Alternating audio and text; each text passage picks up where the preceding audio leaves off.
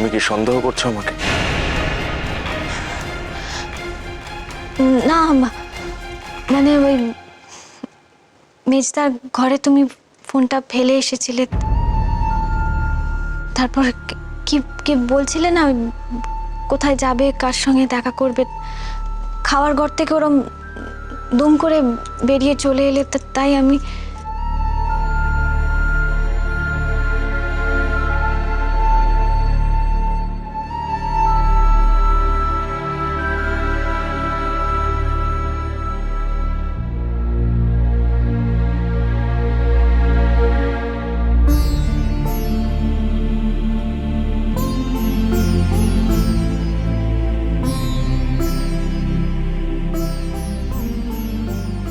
আমি তো তোমাকে কথা দিয়েছি আলো, কোনোদিনও ঠকাবো না। তুমি কেন বিশ্বাস করতে পারো না আমায়? আমি তোমার মতন মেয়েকে ঠকানোর কথা কেউ ভাবতে পারে না। আর সে যদি তোমাকে ভালোবাসে তাহলে তো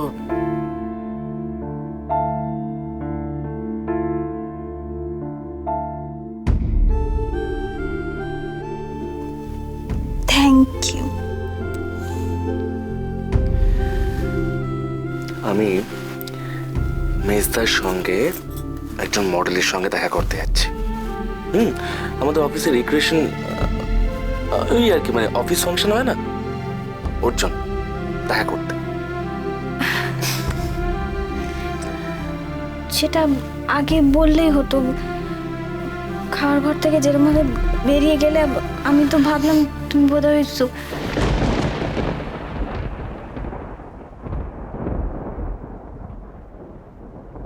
কি? না, কিছু না, খামোখা তোমাকে কতগুলো খারাপ খারাপ কথা বললাম। সব সময় আমাকে লজ্জায় ফেলো না। আগে থেকে বলে দিলে তুমি যে এতটা হিংসুটে, সেটা তুমি জানতে পারতাম না। ধ্যাৎ।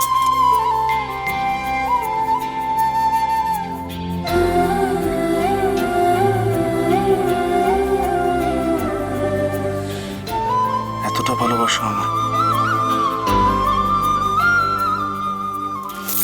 যাও, এখন দেরি হচ্ছে না?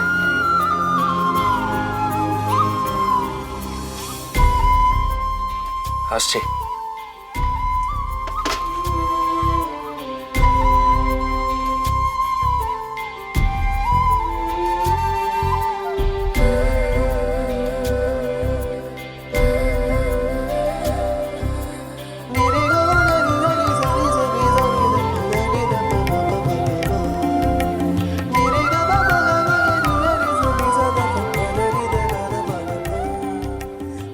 তুমি সত্যি ফুলের মতো নিষ্পাপ আলো। তোমার কাছে কিছু কথা লুকিয়ে যাচ্ছে। আমি আমি জানি পাপ করছি সেটা,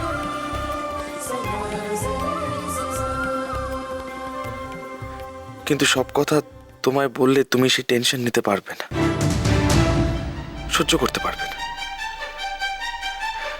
শুধু আমার উপর ভরসা রেখো। খুব ভালোবাসি তোমায়, আমি তোমায় ঠকাতে পারবো না আলো,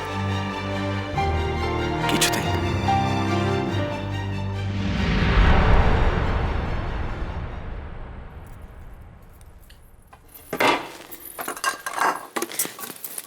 দিদি ভাই, ওই দেখো একা হাতে এত কাজ করছো।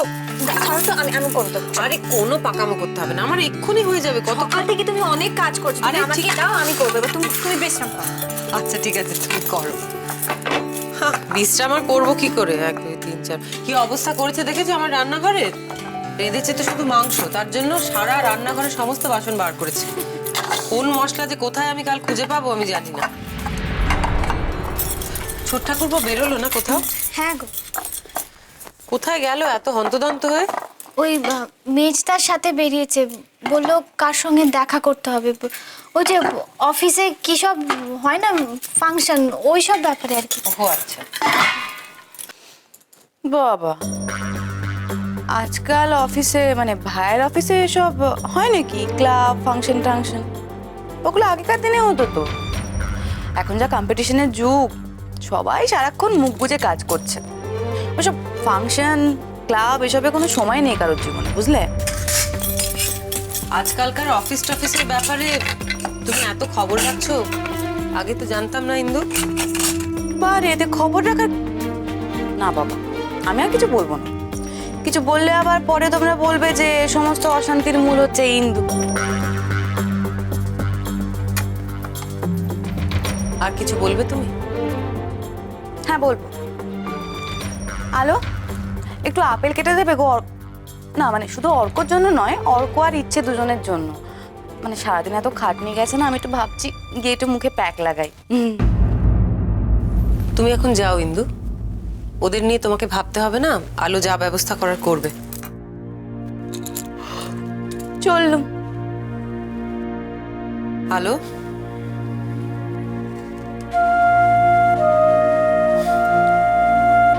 আলো,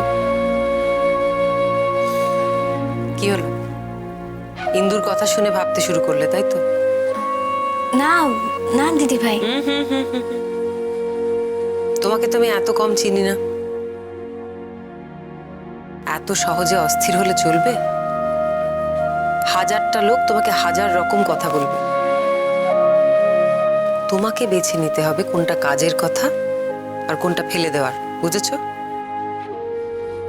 আমি সৌরভকে বিশ্বাস করি দিদি ভাই, ও তো আমাকে বলেই বেরোলো কোথায় যাচ্ছে। তুমি যদি ওকে মন থেকেই বিশ্বাস করতে, তাহলে ইন্দুর কথাটা শুনে কপালে এই ভাঁজটা তোমার পড়তো না। আমি ওকে অবিশ্বাস করছি না, সত্যি।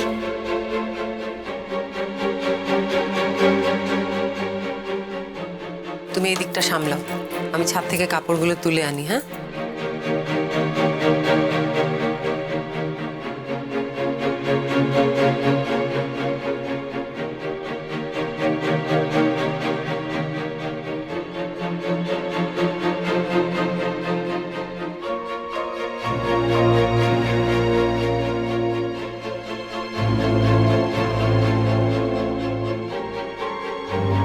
দিদি ভাইকে কি আমি সত্যি কথা বললাম?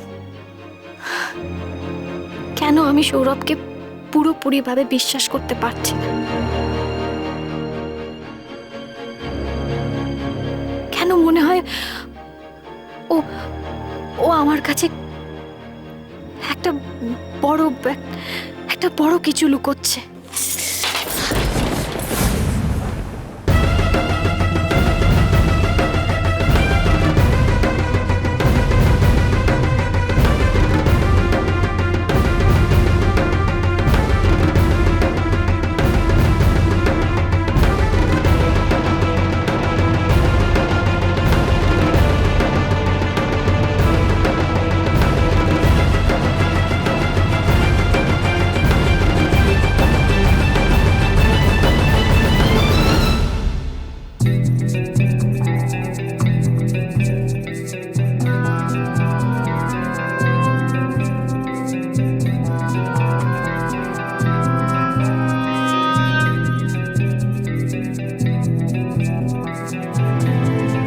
High handsome.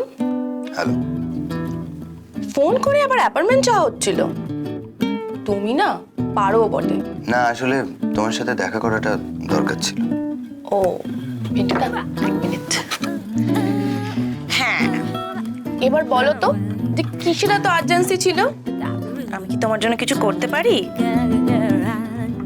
Not exactly.